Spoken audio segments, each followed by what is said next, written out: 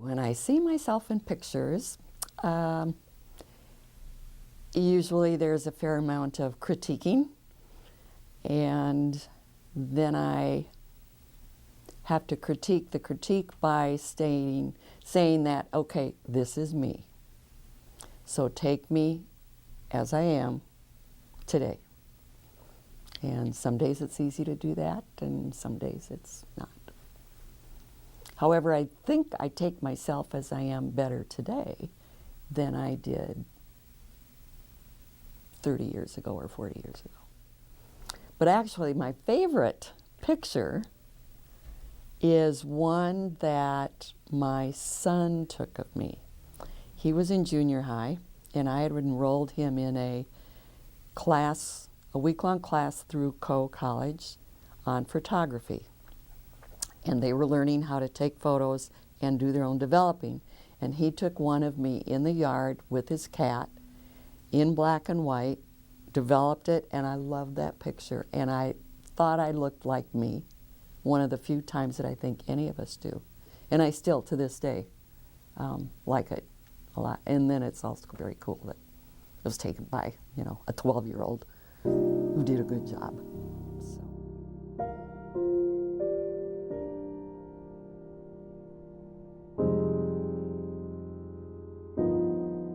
Life after 50.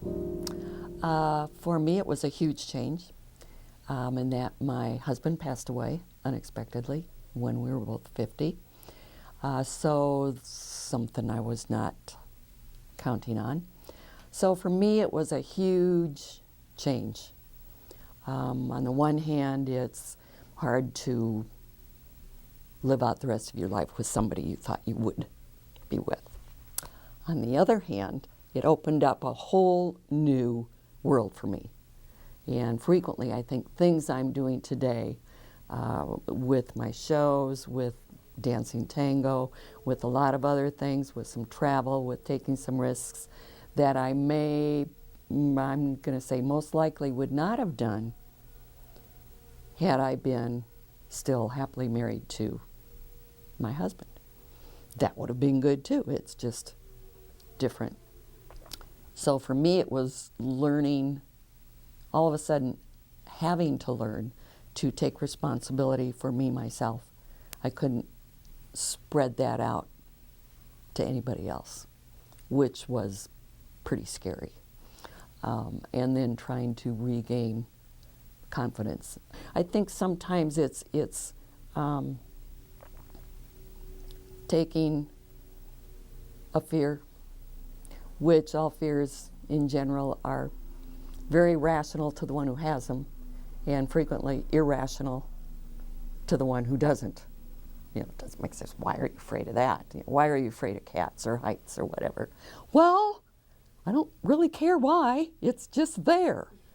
And so to manage to do that sometimes, which seems on a daily basis, and other times it's more relaxed. But that is probably my biggest challenge since turning 50.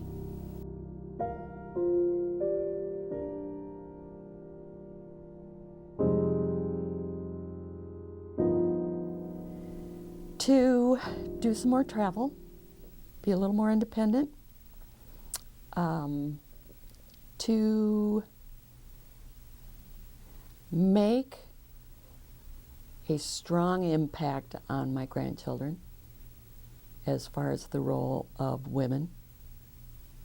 And I have 2 granddaughters and 3 grandsons, and it's to all of them as far as having a respect for somebody of the opposite sex, and regardless of what their background is, or the color of their skin, or what their religion is, to expand, hopefully expand that, possibly through example.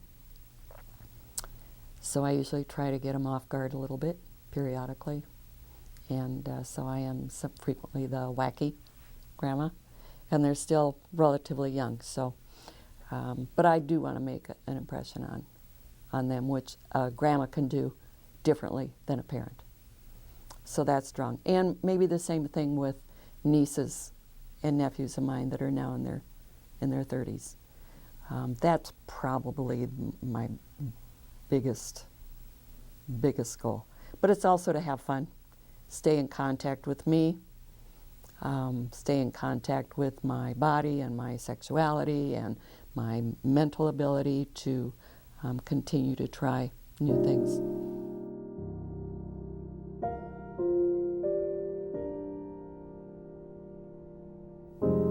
I feel joy sometimes in being able to physically move around and be active and go sliding and get on those water skis once every summer. It's getting shorter and shorter, but it's still getting up.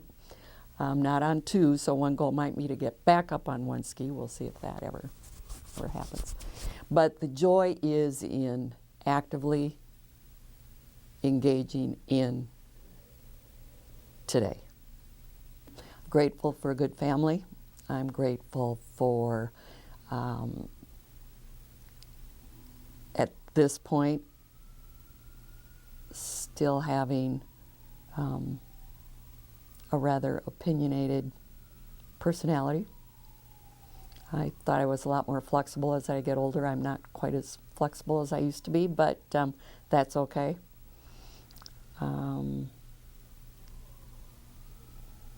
Just to be able to live life, and it's a whole lot easier when I've got all four extremities that work and I can still see and have my senses. So it's basic stuff like that, but appreciating them.